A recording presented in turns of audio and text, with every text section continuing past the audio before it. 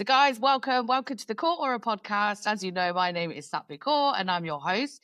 So, I had to start off the second series doing it with this beautiful being that I met really early on in my journey, and then we've worked it out, haven't we, Kiki? That we've known each other for at least 3 years. Yes. How crazy! Like that just seems crazy. Like it seems so not long because I feel like we're just so connected. Like I've known you for a lot more. Like the way I've opened up to you, I haven't opened up to anybody ever. So I call you Kiki, but Kiki's going to introduce herself. Just give us your name, background, a bit about you, and then we'll start from there. Okay, so my name is Shakia Hill, but I go by Kiki. Actually, I don't go by Kiki. I'm from Kansas in America, and only people from back home call me Kiki, but it feels natural for Sat to call me Kiki. So let's put that out there. But again, my name is Shakia Hill. I live in Greenville, Texas in America, and I'm a 41-year-old female, obviously, who is a mental health caseworker. And I met Sat at a particular point in my journey in life that was much needed, and it was a godsend. And we've been connected ever since then. And we'll get into our journey, things that we've been through later in the podcast, but I'm just a friend from afar from her, and I love her to death. And I'm happy that this podcast is popping off, and hopefully we bring you guys lots of interesting and helpful information. Yeah, 100%. Just thank you so much. And like I said, guys, so in my previous series, Kiki, I was like doing it on my own hosting, but the plan was for my second series to have a co-host, but that didn't work out. But since meeting you, things changed. And I was like, you know what, Kiki, we could do this together. Like, Why you know what not? I mean? Exactly. So this is going forward, guys, just to let you know, as much as I have episodes like with other people from the community, local, nearby, doing things, people that have like overcome stuff, Kiki is going to be a regular. So she's going to be here on, more than Maybe just my this. face won't be as puffy on other episodes as well. Sorry, guys. I'm looking rough. Stop. You're a beautiful being, man. So you're going to see Kiki a lot more. This episode is just to kind of introduce Kiki, just introduce a bit of how we met. Because I was in my healing journey, overcoming a few things still early on. And I was deep in my pit. And then Very deep.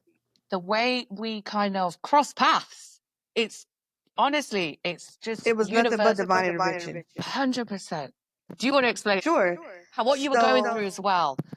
Yeah, so it's a little embarrassing. We both are kind of embarrassed by it. But we were on a gossip forum, actually, like a kind of a ghetto gossip forum. But I so hate to say useful. it was very useful. It was very useful in finding out information and keeping up with celebrities and gossip. But they also had a portion on the gossip forum where you could do an Ask Me Anything. Yeah. And I didn't ask me anything because I was deep in an addiction. And I figured there had to be more people. There's millions of people on that. I know that there was millions of people on that site. And so I figured there had to be someone on there either going through what I was going through or had a family member that they didn't understand. And so I didn't ask me anything saying, hey, I'm addicted to opiates and I have been for the last 10 years. I can't get out of it. Ask me anything. And lo and behold, Sat was on there that day at that time and saw it. And that's how we connected. She basically swooped in and was like, DM me, personal message me. And I personal messaged her, and it was God's gift that I did. And she told me a lot about her journey and what she had been through. I'll leave that for you to tell. But I was able to connect with her on a level that I've never connected with anyone in this world before, because of the lows that you hit when you're deep in an addiction. Unless you've been through it, you can't understand it. And Sat understood it. And it made us become friends. And then we had so much more in common. We had some of the same visions and views in life. And like she said, our faith was a big part of both of our lives. And we just connected in a way that I just can't explain. But that's how we met. Not to go off on a tangent. That's how we met, was in a gossip forum and me reaching out saying, hey, I'm stuck in this addiction. Ask me anything. And she swooped in and was like, you can get through this. I beat it. You can get through this. Yeah. And that's when my journey began to come out of the addiction. I now have over 2 years clean. Woo! Thank you, God. It's so good. Like, seriously. And that's what I mean. How we met, it was just how the It was likelihood. pure fate. 100%. And it was God put us together for a reason. And look at the similar paths we were on. Because and imagine on that forum, you could go through so many different sections of Hundreds. anything. So for me Yes. to see yours, and it spoke to me, something inside was like, had to reply. I didn't even think about it. I just knew I had to. Oh my gosh, there's someone's going through this, do that. And the crazy thing is, other people, to make it clear, other people reached out to me. Other people personal messaged me, but none of the connection was like with Sat. That's why I say it was like it was a God thing that we connected the way we did because there were other nice people out there offering help and advice and support, but me and Sat just connected on a different level, and it's something I can't explain. Me neither. And I think as well, I needed you as well. So God kind of put us together for a reason. So as much as I was on that healing path and helping, I still needed that support from someone that got it. Because I hadn't up until I met you, Kiki. I'd never met anybody that had got it. I could never voice my truth, and The without dark and ugly side of it. yeah, oh Yeah. yeah, without being judged. And this was Right. so hard. So when I met you, and then we just started, and then finding out our similarities, so much to the point that Real Housewives, and we would watch it, we're fans of it, and then we'd go on the forum to get other people's opinions. And Yes. that was like a trend I thought I only did. But when you said you did it as Right. well, I was like, we're so similar. Just the way our lives, how us even reaching those sad states that we got ourselves in, which is so similar. Do you know what I mean? And it was really, I think I definitely needed you because the amount of voice notes we then sent, it was constant. Find it like, it was like we found, it was like a new relationship in that way, when you meet Yeah. someone. I but agree. it was. But yeah, so that's how we met. And it was from then on, it was like we needed each other for that support. And it was, it was like we only got each other. Nobody else got it for me personally. Right. I I, agree. And the yeah, distance didn't matter. The yeah. differences didn't matter. All that mattered was what was in common and that we were there for each other. Yeah. And we were able to really voice it because I really revealed stuff that, like you said, I'd never explained it the way I was And that able I to. never thought that I would tell anyone. I thought I would go to my grave with some things. Yeah, the same, yeah. But we felt that safe with each other, and that like I don't know, that's why it was God sent, and it is. And I know that I can still reach out. Like we're still here supporting one another because that journey that we're on is still not over, guys. Like it's a struggle Every day. every day. And it takes that. So support is massive. So that is key as well, which I always say to people, as much as it is down to yourself to make those changes, the right support is key. Because before I messaged you, Kiki, do you know why I did as well? Messaged you because you'd put yourself out there on the Ask Me Anything thing. You just wanted support. And I remember when I was really heavy in making those changes, it was lockdown, and I opened up to a forum and I put a message out on there. This was it was an addiction forum. So I put a message out to say, guys, I'm kind of going through some changes myself. And this many days or weeks in, how's it go for everybody? Just like how you want, just a bit of support around you. Kiki, I got reported because apparently it wasn't for actual addicts, let's say, which they Oh. classed me at. It was for the families of. So, Oh. and that I So that thought didn't go was, so well. and I just thought someone did give a reassuring note, but they did say, yeah, this group isn't for you. It's for the family and friends of. But I just thought, imagine if someone had really just got the courage to reach out and then you got kind of shunned like that. It would really Yeah. put you off then, wouldn't it, reaching out? Oh, yeah. You would feel Yeah. defeated immediately. Yeah, and it did. And then I felt like, oh my gosh, I went back in my shell then. And I was like, I won't reach out. So when I saw your message come through then after, I was like, I would never want to leave anyone hanging. You can't be in a wrong forum and not be able to be human. Do you know what I mean? Offer that human advice to someone. So yeah, so that always stays in my mind. So even with what we're setting up now with this podcast, it is because of that. We would never turn anyone down, even if it's out of our remit and we can't offer you the support that you're looking for. We will help you find that Find the support. support. Yeah, Yes. because for someone to even reach out for that support is a massive thing. because people keep it hidden. And that's what I did for a long time. I suppressed how I was feeling. Oh yeah. You don't have the courage to find that support, do you? Yeah, it's difficult. So there were a few things I want to speak about your journey. Sorry, guys, Okay. I've wrote a few notes because I do go off on a tangent a bit and digress. So it's just to find out a bit more about your story, Kiki, if that's all right. Okay. No Just so problem. people get to know about you moving forward then with our other episodes. Kiki, how you decided that you wanted to make those changes because you'd hit a low. What was it that kind of made you think, I've got to change shit up?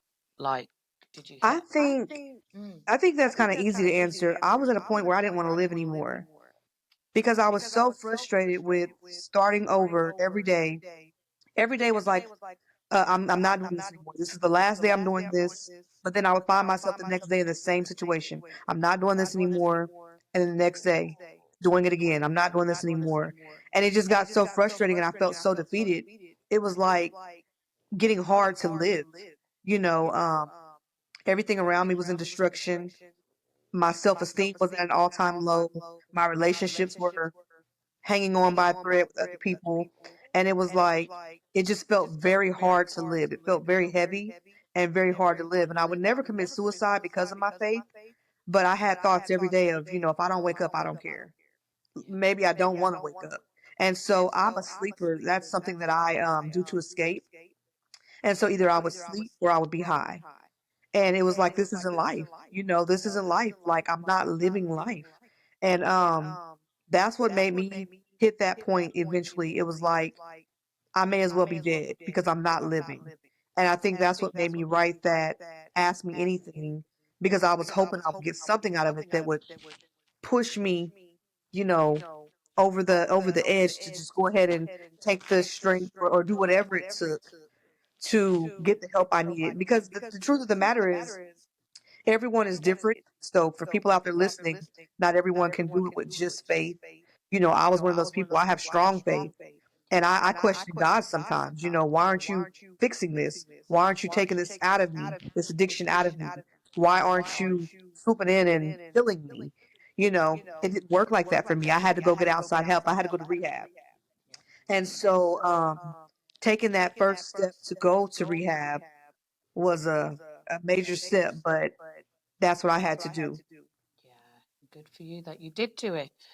How how did you voice that to the loved ones? Could they see what was going on, or did you suppress it? Because I was really good at suppressing it and not Mine had showing got to a it. point. I think I was in mine much longer than you were in yours. So, like I said, by the time I got help, I had been in mine 10 or 11 years. So, my family definitely knew.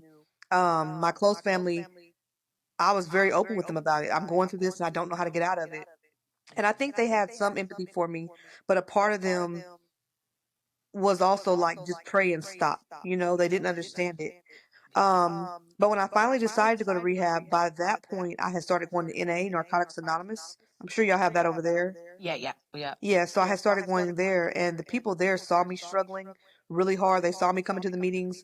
They saw what I was going through, and they just told me, some of us can't quit on our own. Some of us have to go and get help. And, we see that you want it. We think you need to go get help. So it was actually a couple of people there that convinced me to go, and they took me.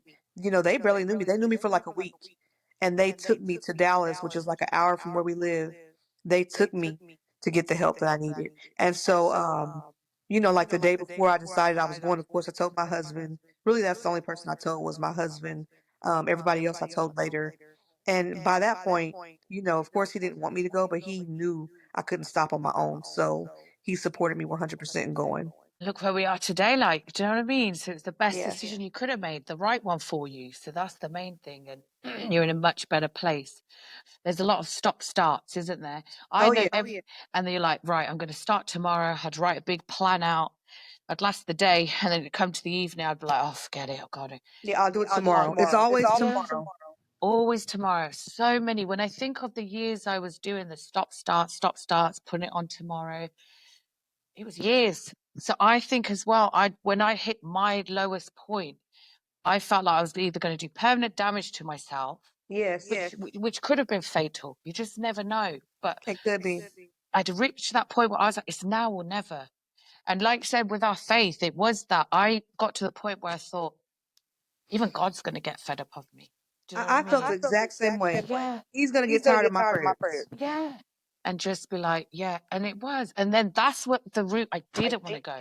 I never wanted to take it out God. God's had my back throughout. When I look through Uh-huh. everything, God's always been there. But for some reason, something hit me. And COVID had come in, didn't it? The pandemic, we're in lockdown. It was a scary time. People died. And I thought, you know what? If I don't do it now, and I thought if I did die from COVID, whatever, I would just have regret because I didn't ever live my life. I didn't Yeah. ever, and it scared me thinking that. And I never wanted to have regret. And I thought, it's time to just sort myself out. It's now or never. I was worried that my son would see me, not see the real me. He was seeing this version of me that was just so miserable. Wasn't myself. I used to be Yep. such a carefree It person. was like a robotic mode of yourself. Yeah. And you never want your kids to see you as that because that's not us. And they're seeing us as Hmm. this different version. I thought, I never want my kid not to know the true me. Yeah. And I think that's another thing that keeps you in guilt as well and keeps you in it. Guilt keeps you in it longer. I will say that. Because there's that extreme amount of guilt of people on the outside who've never been through it that says, like lean on your faith to stop, or, why don't you stop for your kids? And when you can't do that, there's an extreme amount of guilt that comes with that. So Because people do. I've had that so many times. I think, in our defense, and at least let me not speak for you, for me, when I was getting into the addiction, I didn't realize I was becoming addicted. I started out, all my friends around me smoked weed, and I didn't smoke weed. And so we used to hang out every day and play cards, and they would smoke, and I would just chill. And one day, a guy, he had some hydrocodones, and he was like, "Hey, everybody want to take a hydrocodone? I have some hydrocodones." And everyone took one. That day, I became addicted and didn't know it. No one else did. So the next day, I wanted more. No one else wanted more. And of course, he got me more. They were so cheap and abundant back then. It was easy to get them. You don't realize you're addicted to something until you can't get it. And years went by before I couldn't get it. To make that clear, years went by before there was a day that I couldn't get it.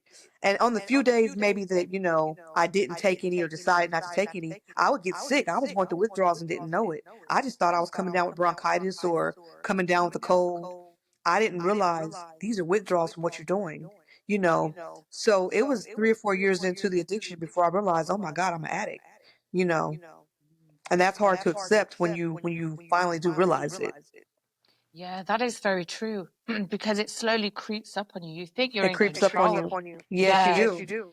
Yeah, you do. And it's only when, like you said, you don't have access to it or you go without, and then you're noticing how your body's reacting to it because then you Hmm. do become then reliant. Because I felt like I couldn't function You if I didn't can't. have certain things in my system. Yeah. Yeah. You can't function. And no one, I don't think anyone goes into it like, I'm going to do this to destroy my life. No. You know, it happens. And I feel like a part of the reason I went through it too is because, to be 100% honest, I used to judge addicts. I'm just going to, like I said, I work in the mental health field. And so addiction and mental health go hand in hand. Yeah. I could help a schizophrenic person, a person with bipolar, person with depression, no judgment at all. But if you came to me and you had one of those diseases and addiction, I was judging you because in my head I'm thinking, stop and your life will be better. Why don't you just stop? And I didn't understand that it's not as easy as just stopping. And so I feel like I had to go through it to realize, to have empathy for people that go through it, Yeah, because I had definitely. no empathy or no sympathy. That's the thing that I learned going through rehab, going through NA. Yeah. You're an addict before you even know that you're an addict. So before you even touch that drug, that addictive personality is within you. And it's shown its face, whether it's, been with shopping or eating. For me, eating could be one. But whether it's been with shopping, eating, gambling, sex, it's shown its face in some other way. You just didn't connect the dots. And then once you got a hold of that one drug that was, because I mean, I've done weed before and I didn't get addicted to it. I've done alcohol. I didn't get addicted to it. But once you get a hold of that one drug that is your kryptonite, you can't overcome it. One question they never answer is why you become an addict, but it answers that is in you before you know it's in you. It answers how the addictive mind works, the cycle that you go through, the endless cycle that you go through if you choose to stay in addiction and don't get help. It's like being in school. You have classes every day. You have a routine that you go by every day, and you're just learning about, like I said, just the cycle of addiction and how once we get clean, it's our choice to stay clean. But once you choose to use, you have no control. All you've given up all control. So of course the best thing to do is not relapse or not use in the first place, because once you get a hold of whatever it is that you're addicted to, you no longer have control. I don't care how much control you think you have.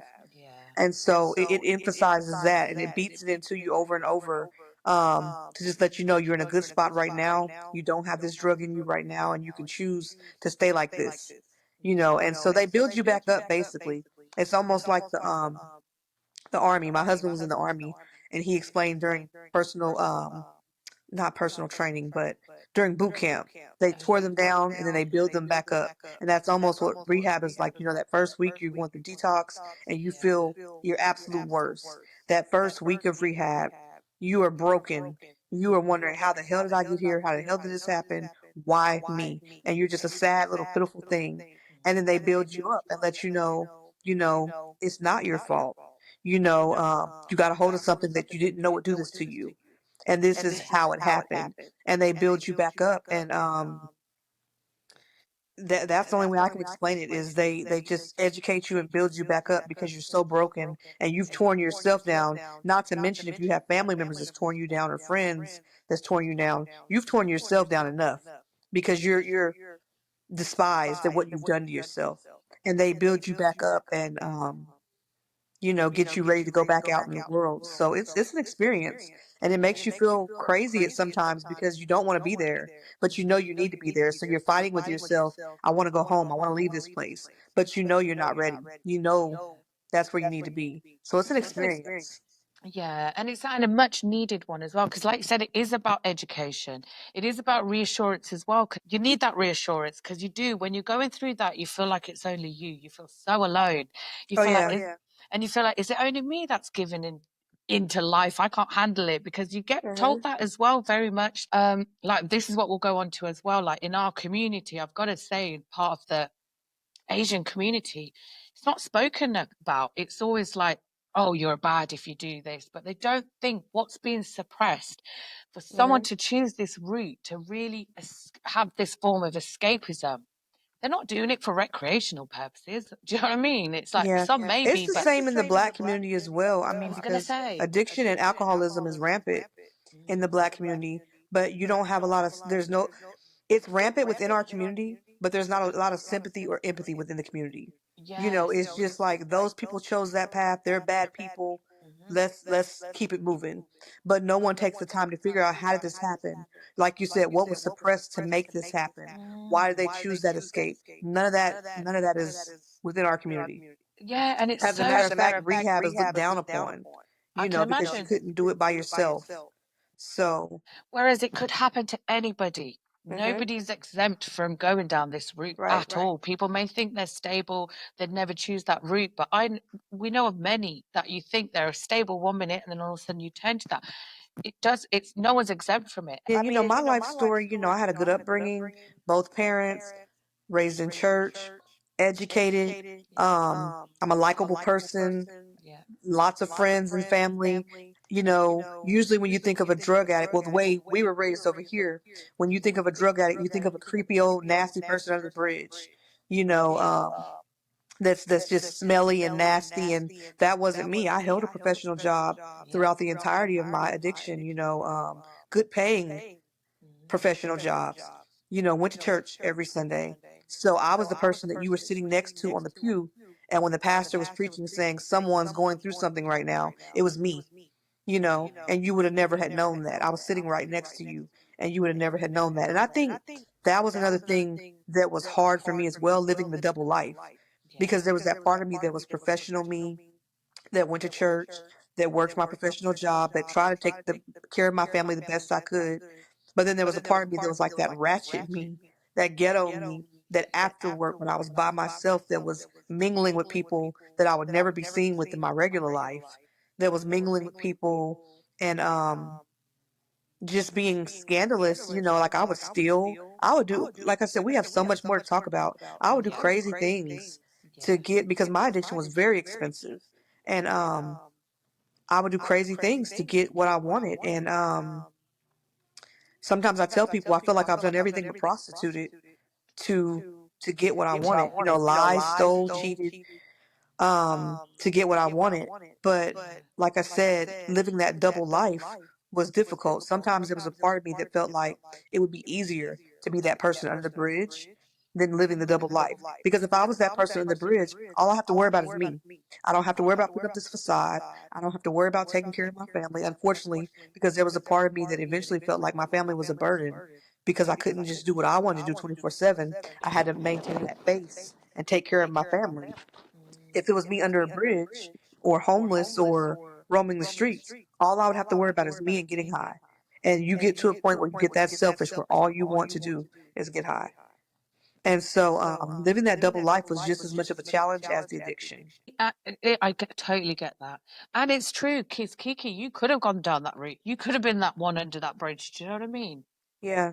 I don't know. And to be honest with you, Sad, I don't know whatever kept me from completely crossing over into the abyss, like that completely kept me from losing my job or from walking away from my family, or even if I didn't walk away, from disappearing. Because some people go on binges, they disappear days at a time. Yeah. I don't know. I think my husband is a major part of that. I know he wouldn't have stood for that, so maybe that's what kept me in line. I don't know, but I was just a hair away from being that person that you see out there wandering around, and it's crazy. It's crazy, but just thank you, God, like, because we have been saved. Like, seriously, Yeah. there was something in us that kept us from stepping over that mark, because it could have easily Yes. been done. I could have easily done it.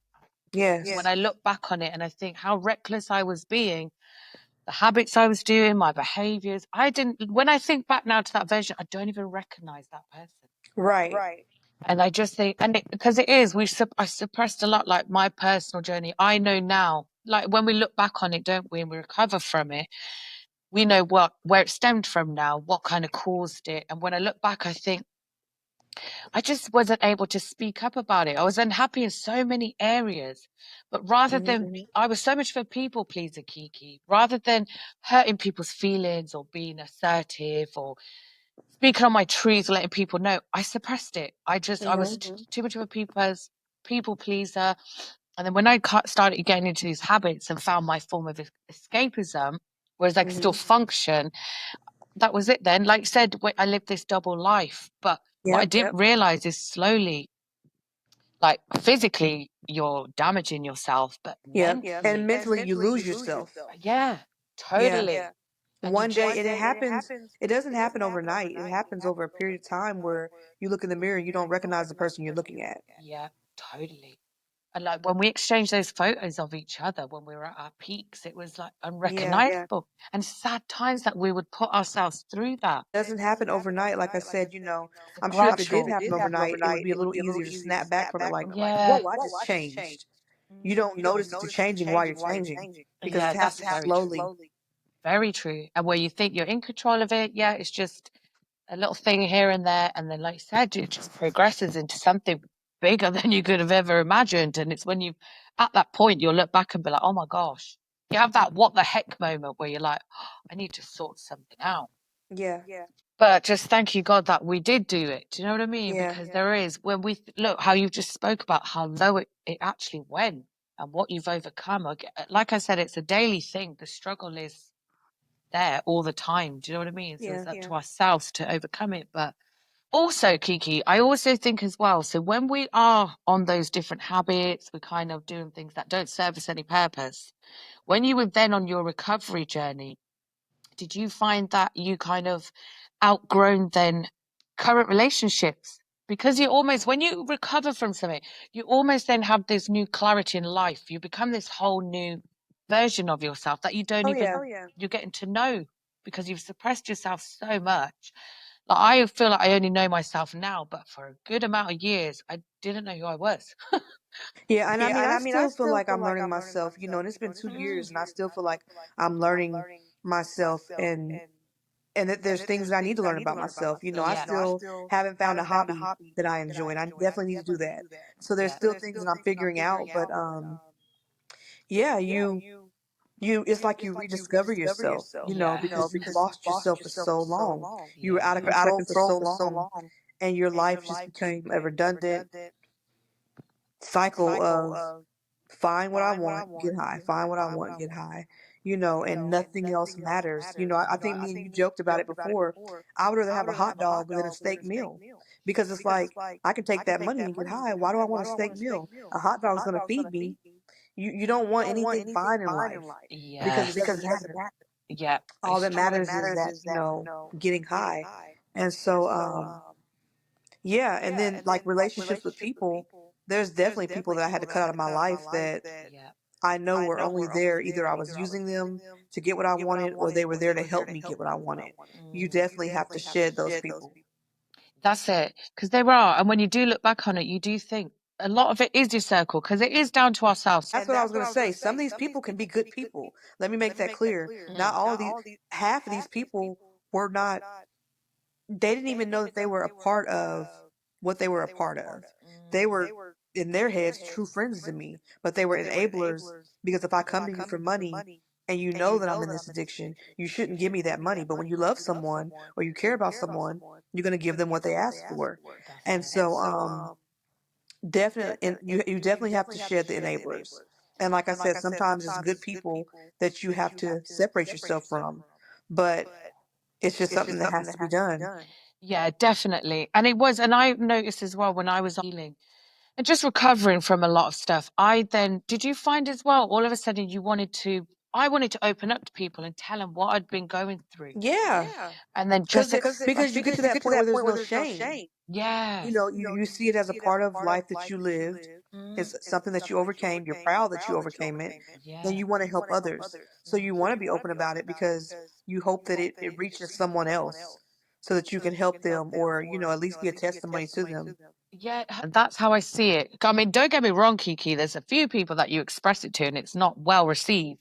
But Yeah, of it's course. just it's just the way it is. But I know for sure, and it's almost like it's God's work. And then without sounding too deep, because we've overcome something, Kiki, where to help someone else going through it. Hmm. Because that's what it's all about. Because a lot of what I went through, and it does make you realize as much as like we're all in it together, like the human connection. So when I overcame this, I just thought other people must be going through it. If we're suppressing it as easy as we are, living these double lives, there must be other people. So I went out there, I spoke about my story just to Hmm. open up because I'm hoping people will listen and think, okay, I'm one of those people not expressing it. You just need to be able to express it to the right person. Yeah. Do you know what I mean? Because I felt since overcoming what I have, I'm very heavily judged still for even taking that route. And now, even now, Kiki, I'll get moments where you're having a fun day. People automatically assume that you're high. Do you get a Yeah. lot of that? Yeah. Yeah. Or do you notice sometimes like you may have more energy than a day that you don't, and it's like I don't want to look high. Yeah. Yeah. You feel Isn't it? yourself being self-conscious of, how am I 100%. acting? Because I don't want anyone to think that I'm high. I think that'll go away in time, you Defo. know, And you do get like maybe people. years from now. But in Yeah, the beginning, the first definitely. probably few years to 5 years, there's always that self-conscious, I don't want anyone to think this. And I'm sure sometimes people do think that, Yeah. like, oh, she may be back on that stuff, but And I think they do, whereas they don't get most of the time, Kiki, it's a natural high of life where we've overcome what we've overcome. People don't get that you have this new lease of life where you mhm, just embrace everything. And do you know mhm. what I mean? Even small things like a Small sun. things. And it's so funny that you said that. I remember one time I was riding down the street Yeah. and I was literally like looking at the trees, like, thank They God don't. for the trees and the oxygen that they produce. Like, Yeah, I see? was so thankful for everything. Exactly. It was ridiculous. It was pretty cheesy and ridiculous. So I'm still like that. But You said I'm still like that. Yeah, I'm still like that. I'll be out in the garden sometimes and really appreciate the trees, like having a good convo with them. Yeah. It's weird, but it's just It's an you take everything for appreciation. granted when you're within that. And so when you have a clear state of mind, you just realize all the beauty around you and everything that you blocked out for so Yeah. long. 100%. And the value of it. Like we're here Yes. chasing like material gains, this and that. Whereas we have a sky full of just pure art and we should appreciate it. So, Kiki, we'll keep it short and sweet this episode. I did just want to use it as a bit of an intro to my sister. And I'm just to so say, glad we finally did this. oh, so glad, like seriously. And I do apologize, guys. Like it is our first episode together, so it may be a bit all over the place. I hope not. I hope we did make sense. um, but Kiki is going to be around for a lot more episodes where we will touch on a lot more things. Even with her whole journey, we'll go more depth into it. But I And did we'll be just want setting to. up an email too.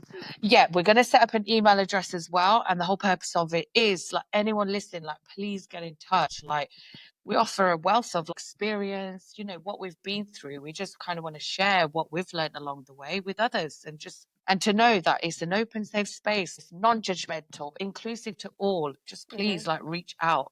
And if we can help in any way, we will. um, For sure. yeah, thanks, Kiki. And it is just to introduce Kiki and just to show her off. My friend that I'm so proud of. Oh, thank you. And even just what you've overcome, Kiki, and the steps you've taken, like you're 2 years here into it, and just I wish you the best with it. Like, do you know what I mean? Thank you. So just to finish off, Kiki, so if there's anybody that may be listening that may be feeling overwhelmed, maybe going through similar paths that we've just spoke about, what kind of key advice would you give them of just even where to start or My advice would be one, you could reach out to us. Once we get that email set up, you can reach out to us. We care. We truly care and we'll respond to you and be there for you and be a support to you. But also reach out to someone in your life because there's someone that does care. I think what keeps a lot of people from getting help is that shame and feeling that you're instantly going to be judged and no one's going to understand. But a lot of times, even if someone hasn't been through what you've been through, they will show some empathy. The fact that you want to change, people respect that. You can't hold it inside forever. It'll keep you trapped. That secrecy will keep you trapped. So just reach out to someone for help. If it's addiction, reach out to your local NA or AA group. I found a lot of support in church.